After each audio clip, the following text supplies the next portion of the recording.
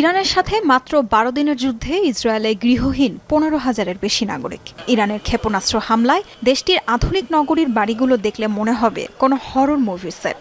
গোলার আঘাতে বাসাবাড়িগুলো এখন বসবাসের অনুপযোগী। ইসরায়েলের স্থানীয় বার্তা সংস্থাগুলো বলছে, ইরানের হামলায় ক্ষতির পরিমাণ প্রায় $1.43 বিলিয়ন।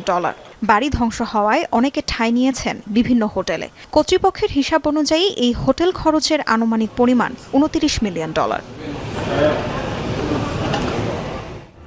ক্ষতিপূরণ চেয়ে ইসরায়েলের সরকারি ক্ষতিপূরণ তহবিলের কাছে জমা পড়েছে ৪১,০০০-এর বেশি আবেদন, যার মধ্যে ৩৩,০০০ ইসরায়েলি চেয়েছেন বাড়ির ক্ষতিপূরণ, ৮,০০০ ছিল গাড়ি যন্ত্রাংশ ক্ষতির আবেদন।